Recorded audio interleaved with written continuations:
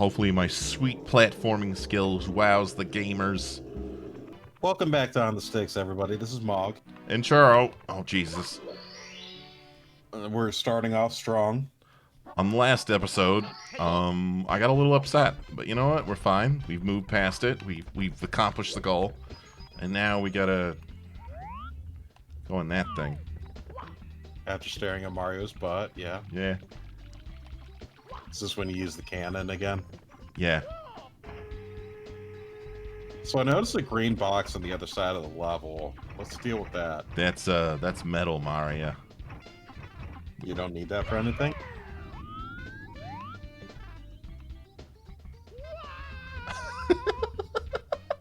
You don't get any help with that then, do you? No.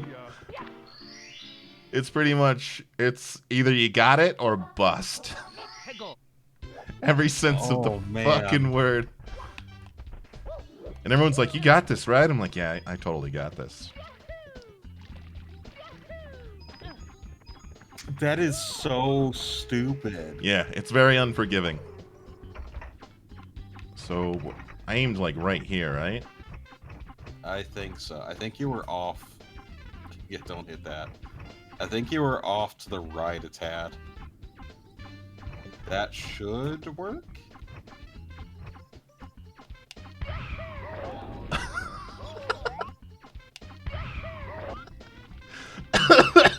Well, we got that out of the way. Yeah, that was a one-off. So how are you, sure? I'm alright. I'm just, you know, trying to finna yeet fucking Mario.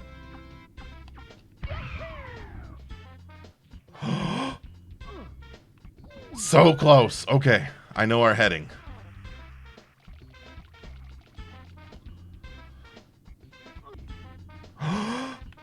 Oh, God. You almost bounced out.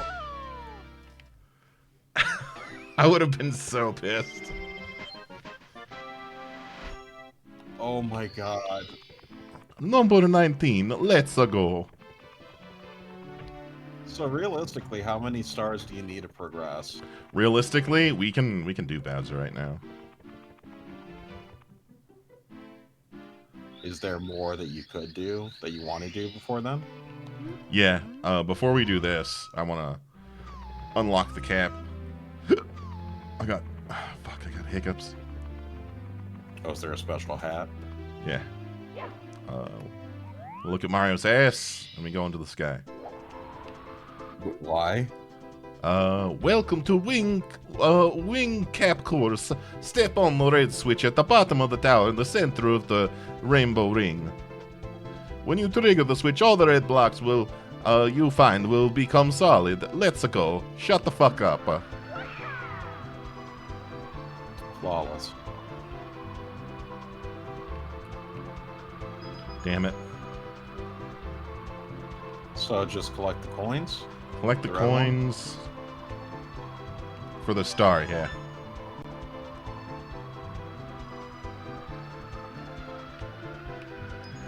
Do you have infinite flying? No. It is definitely limited. And I already fucked up. It's a wash. Okay, so you don't lose a life for that. No.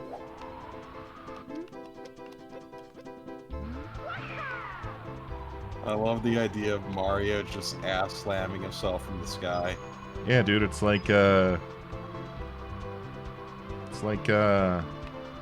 Kamina and Simone wanted to drill into the heavens. Let me see you grit those cheeks.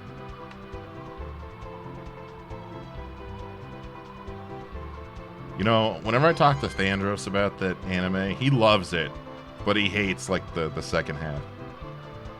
I think that's a very common thing, and I don't know why.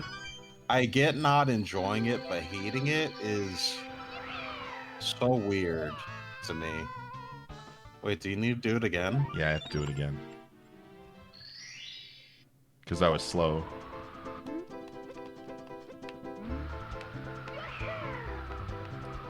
Because you kind of have to, you can't make like second runs at things. You kind of have to do it in all one fluid motion. Kind of like a Donkey Kong level. Because like, people don't realize. See, we can make a second swing at this one.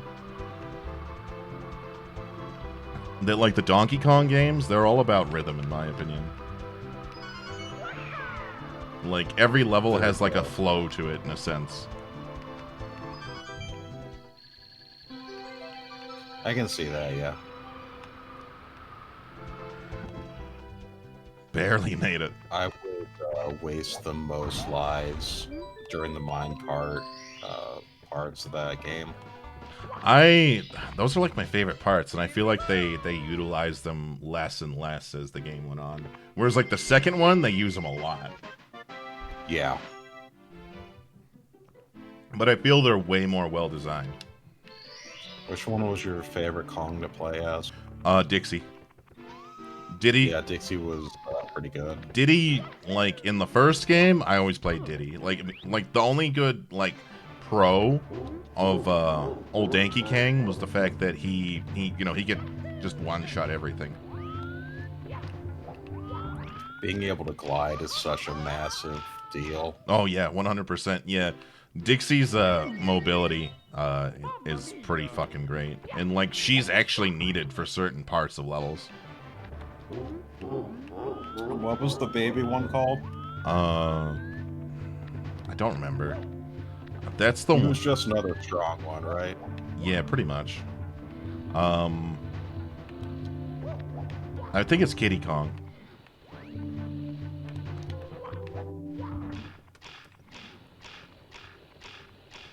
So that's timed, huh? Mm-hmm.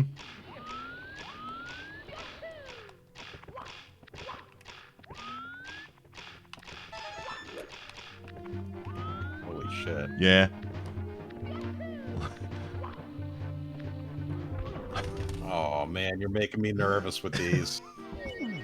I swear, I'm half decent at this game.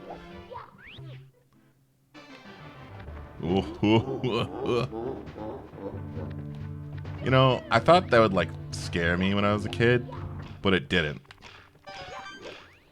Just sounds goofy now. Yeah.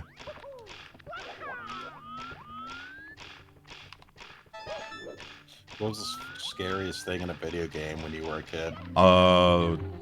We can actually go do it after this. Oh really? Yeah, it's in this game.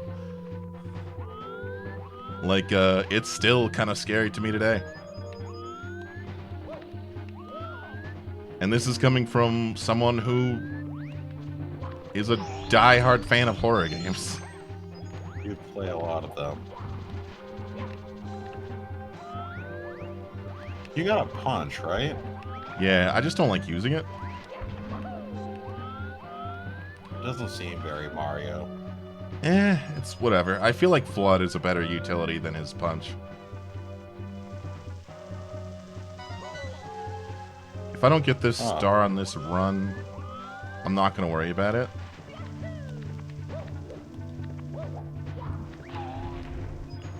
Oh, that's not a one then.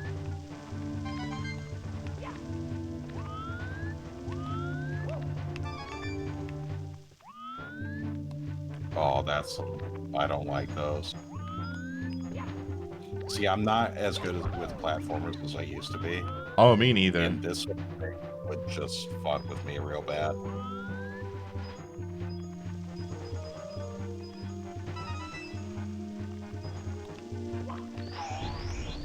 So do those damage you? I didn't see your health going down when you got shocked. I do believe they... Oh, thank God. I do believe they do. They just vary little. Can we also appreciate that the music in, like, Mario games have always been really fucking good? But we have to give that to, you know, the man himself, Koji Kondo. Has it always been roughly the same guy? It's always been doing the music? It's always been Kondo, man. You gotta love those Lifetime, would we call them musicians, or like, that's not exactly their title. Composers. Composer? Yeah, that's a better one. To be a lifetime composer for a game company, that's got to be like a really I mean, what's the word I'm trying to say? Uematsu's still doing it. I thought he retired. I mean, he still does main themes for 14. I thought that was Soken all the way. He's been credited for like main themes, but it's mostly him and Soken, but it's not just Uematsu. But it seems like I can see Masayoshi Soken just being like, you know what, I'm gonna let him have this credit, even though I did partake in X thing, because he's that humble of a person. Yeah. Like after seeing that Alex Mukala video, I'm like, this man is precious, and no one should ever try to hurt him. Speaking of that guy, Alex, sorry, I'm gonna Nicola. Yeah. That guy's channel's pretty tight. Oh yeah, his channel's great. I love how into what he's doing.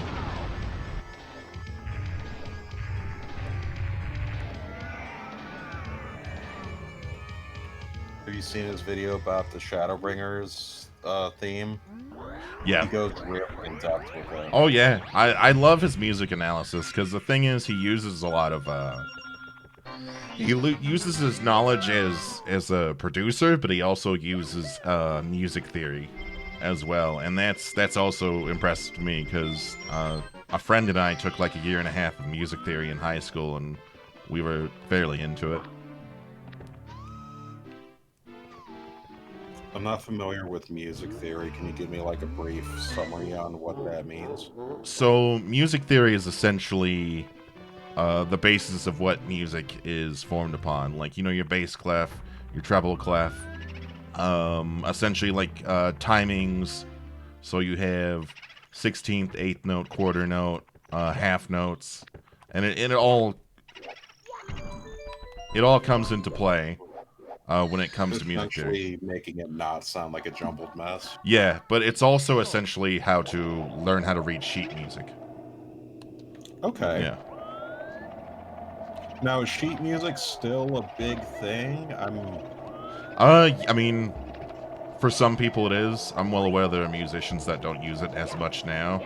But yeah, sheet music's still used, especially for compositions. Like, I can guarantee you that Soken is definitely writing sheet music for his compositions. I wonder if there's like a program for the computer to do that, make it easier. Oh, I'm more than certain there is. I can't think of what it is, but I have a buddy who worked in a music studio. He doesn't do it anymore because he even said to me now, like, music studios are becoming obsolete. I mean, look at the kind of microphones we have accessible to us, and mixers and etc., to where we can, like, just record ourselves singing or doing what we're doing right now on YouTube or Twitch. Yeah, I mean, this Blue Yeti was less than $100, right? Right. Hey, look at that. Hunting the Mons is downloaded. I don't like that. Never mind, that was not something to be scared of. Oh, the eye? Yeah. Okay.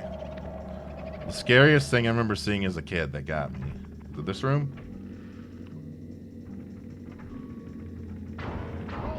Holy shit.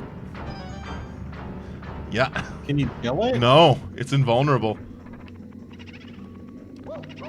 It can't, like, chase you, right? Oh, it could chase you. It's just not very fast. But yeah, that... But it's not gonna, like, come into this room? No. It's not like Nemesis or anything like that. God, that'd be the best. But, yeah, that shit's scary. It still, got me. When I went back to play this again, I'm like, oh, that's right, that's a thing.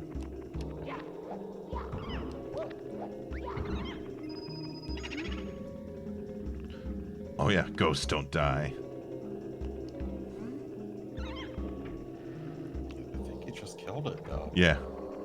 Definitely killed it there, bud. Might want to rethink your ideology. Oh, shit. Update the encyclopedia.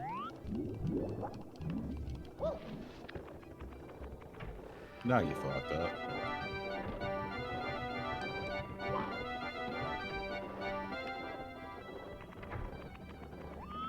Wait, so are you just in the basement? Yeah, we're in the basement now. Oh shit. They actually use this in they change up the melody a bit and they add more to it, but this is used in Majora's Mask for a very heartfelt, touching scene that hits really hard. Oh, really? Oh yeah, it's that's where I knew Majora's Mask was different as a game in comparison to Ocarina of Time, when they straight up essentially were just like, yeah, we're gonna really show you that this game wants to separate itself from OOT, and not only like gameplay, but in tone as well. I felt like Majora's Mask was more of a passion project than Ocarina was. I feel like Ocarina was like, you know, the giant leap into 3D, whereas Majora's Mask was essentially this is us essentially taking all the assets of Ocarina but making something out of it. And they created used so much of those assets, right? Like, I would say a good 90% of them. I mean, they reused, yeah. There's still new assets to the game, but I will say that like it was practically the same exact assets, but they also were they even reused all the oh right, I have to 1 second. Is it here? Is there a ghost here? Yeah, there is. There's a couple.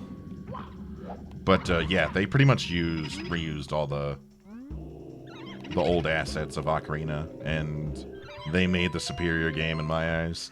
Like, a lot of people like to bitch and whine that there's a time mechanic, but you could slow it down. Oh, that's a big one. Oh yeah. So the reused assets is something that I actually think it was a person in your channel at one point, or somebody's channel.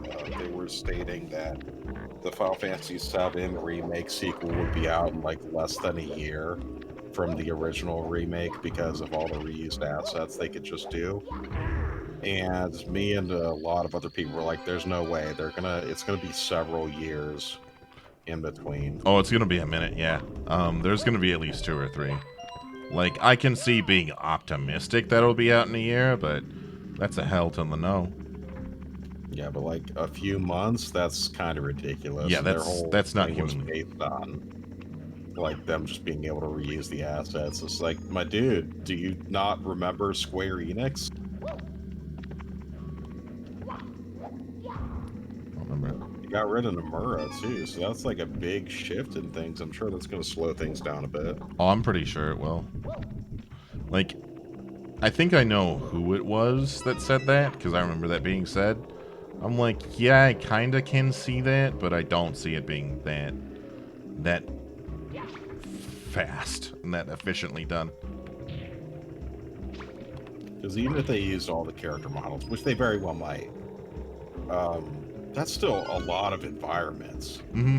Plus, you have to think of the new environments they're going to do, too, not just the reused assets that they're going to be using. I know we're talking about FF7 Remake a lot, but I think that was a little bit on topic considering what the topic we were on before. Oh yeah, with the reusing of assets, 100%. Like, it's one of those. FF7R is an interesting case, in my opinion, when it comes to. I'm gonna have like 3 stars I can get right now. And it's a game that I am very, very, very vocal about due to certain aspects of it handled. And you know what?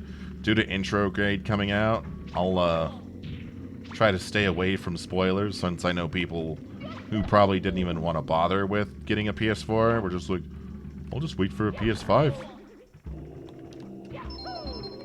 And you know what? I had a buddy say that they were gonna do the exact same thing that they did with FF7. That they're gonna have like a DLC and an upgrade for the PS5, and I was like, fuck, dude, you were on point. Yeah. They called that. Oh, they called it so hard. I'm gonna get this. You know, So like, even though we're not talking spoilers, like if there's anybody that hasn't played FF7 and they're interested in it, do not start with the remake. Do not listen to what anybody says. You need to play the original game. and especially with Intergrade, now that they're integrating, well, now that it's they even come out and said it's not a remake. Um, it's essentially now the compilation is necessary to understand what's going on. Yep. And that includes a couple novellas. That includes Advent Children, Crisis Core, Dirge of Cerberus is going to be a big part of Intergrade. Oh yeah, huge part of Intergrade, which everyone's wicked excited for Digital Hojo. There's people excited over Weiss. Who the hell cared about Weiss? Nobody cared about Weiss.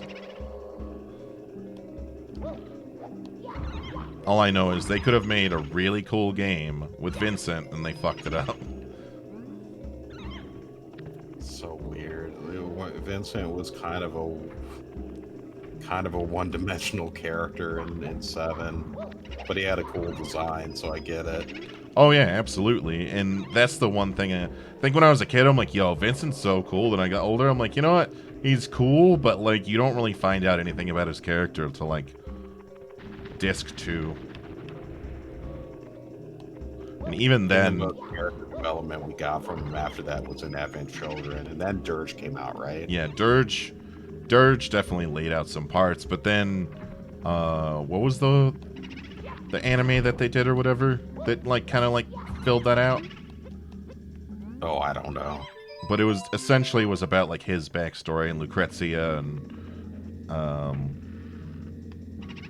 all that. So that's what like kind of blows my mind, because like now you're getting into like a whole bunch of stuff, because I think I might make this episode a half hour long instead of the usual 20 minutes. The fact that the theory that the Sephiroth in Remake of 7 is essentially Advent Children Sephiroth is beyond valid. I think that's 100% true. Like, the fact, because he knows everything that's happening. He knows. And then the Aerith is the interesting part, because how does she know everything? Is she just a reincarnation of herself at this point? I think it's because she was basically the holy spell. She was infused with the holy spell. And because those 2 points, the Geostigma and the holy, were fighting it out, or Meteor and holy, I think she became an ascended thing. Also, the whole ancient thing. We're still not sure what the ancients are capable of, you know? Yeah, they alluded to what they were capable of, but they didn't really say exactly. It was definitely show but not tell. Which I hope they don't tell, because that'll ruin the mystique of it all. Going back to what you were saying about like the anime, I wasn't familiar with there being an FF7 anime, but what is it with Square producing these really high quality like OVA shorts? Do you remember Final Fantasy 15's Brotherhood series before 15 came out? Yeah, I remember hearing about that. I never watched it, but I heard it was pretty good. Those were fantastic, and they were great little backgrounds for each character, and then the game happened. Yeah, I heard Kingsglaive wasn't too bad either. The movie? Yeah. I enjoyed it, but it was definitely one of those movies just like, this is definitely a video game movie. Yeah, I think FF15 was one of those things where there were definitely opportunities missed, but at this point, what are you going to do? I'm trying to get the 100 coin star right now, so I don't have to worry about it later. And I kind of butchered it earlier. No! It happens. Oh, you bitch. Hopefully my sweet platforming skills wows the gamers. Pro moves, dude. Sick nasty, dude.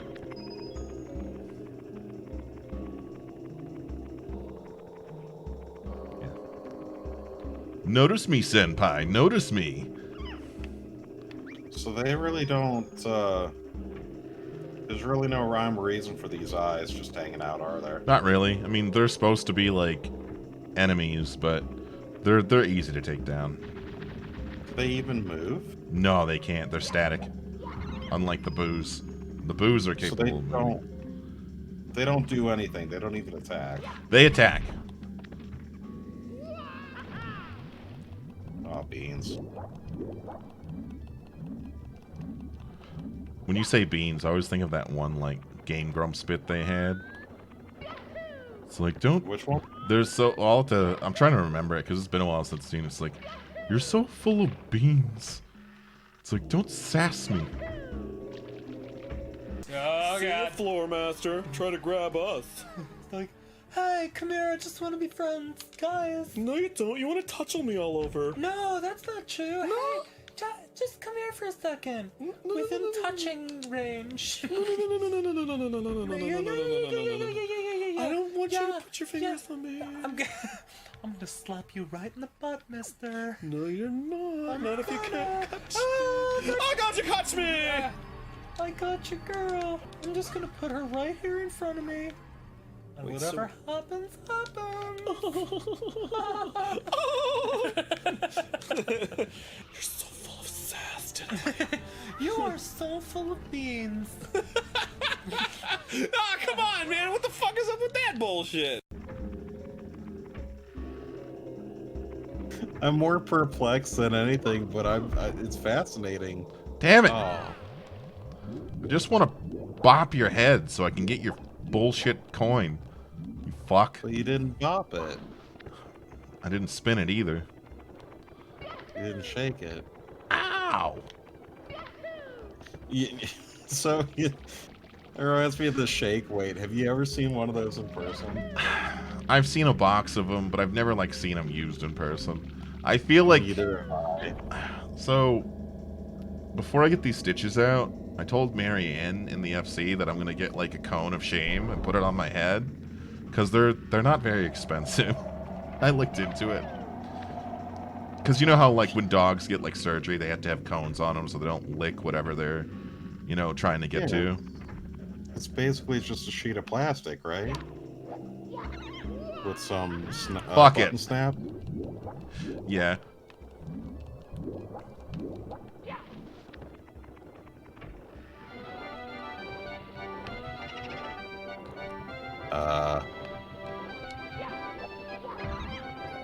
Are you supposed to do this? Yeah.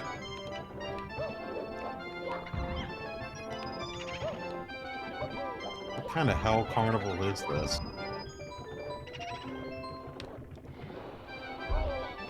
One where the boo tries to grab your ass. Oh, wow. Fuck you too, bud.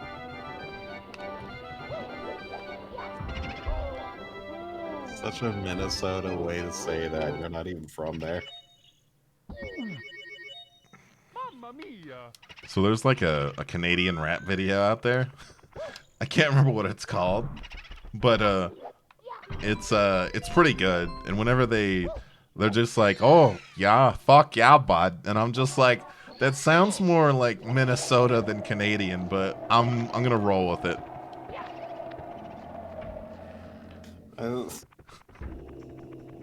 It makes me think of Trailer Park Boys. You know, I know people that fucking... Not this time, Satan, that love that show. I didn't get into it, but maybe, like, if I give it another shot, I'll get into it. But, yeah. It's been a few years, right? So I can't comment, but I feel like it's definitely a stupid humor kind of show. Oh, it's definitely stupid here. I just love the guy. Like, he gets out of jail or whatever, and, like, from there on, he has a fucking cocktail at all times. He never drops it. Never lets... Every time, like he's in a car crash and not a single drop is spilled. The dude is just channeling a level that clearly you and I have never been able to get to, and we will never experience it. It's fucking nuts. And like clearly this man has had years to refine his cocktail holding abilities, whereas I have spilled many in my time. He kind of cute though. I can see it. I hate that his name's Julian because like it's perfect in a lot of ways. I like the guy who's like kind of like his buddy, like the ginger guy. You know what I'm talking about? I think his name's Ricky. Yeah. That was my favorite character. But like, You don't like Bubbles? no, I like Bubbles. Those fucking glasses he has, dude, they fucking destroy me. They're so fucking I huge. think he's an actual country singer, if I'm not mistaken. Oh, really? I think so. I'd have to look that up.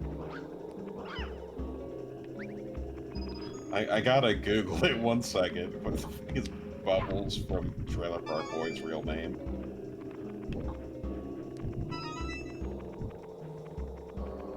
Like, if he's actually a country singer, that's kind of dope.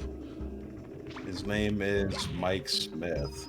That's a very generic name. Yeah, that's a very basic name. Oh, my bad. He's in a Canadian rock band called Sandbox. Oh. Well, we're fucking assholes. Yeah, my bad. Hey, Mandy, have you ever been a Canadian band? Yo?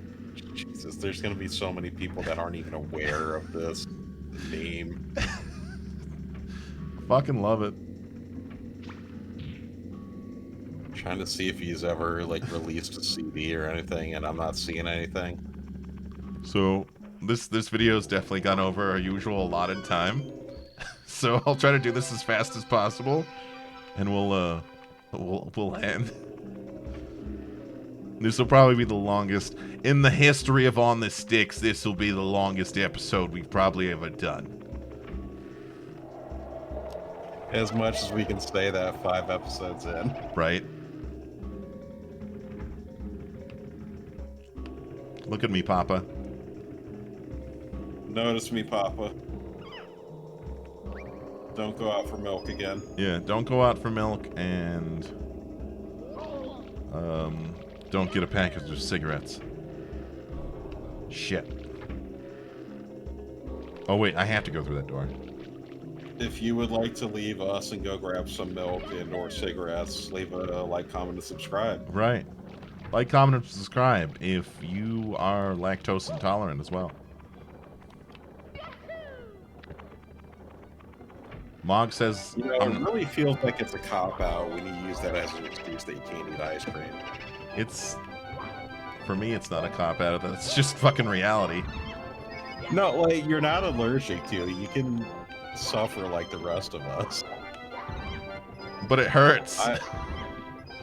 Like, does it actually physically hurt? Dude, when you're, like, just shitting, like, dairy in, like, a painful fashion, it's not a good time. I'm pretty sure I'm, like, lactose intolerant, but not, like, to that extent, right? But dairy, like, ice cream or a lot of cheese, whatever, will actually nuts my stomach. But, like, it's never enough to make me dissuade me from eating that stuff, you know? Fuck that, boo. Hey. Good job. Good job. We did it.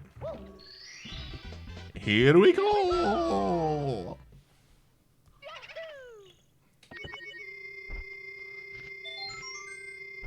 Hey. How are you positive on lives right now? I honestly have only died like twice. And that's it. Jesus. Well, that's been us, guys. Thanks for watching. Like, comment, and subscribe if you enjoyed this longest episode ever. This has been Mog. And Churro, goodbye. Good night.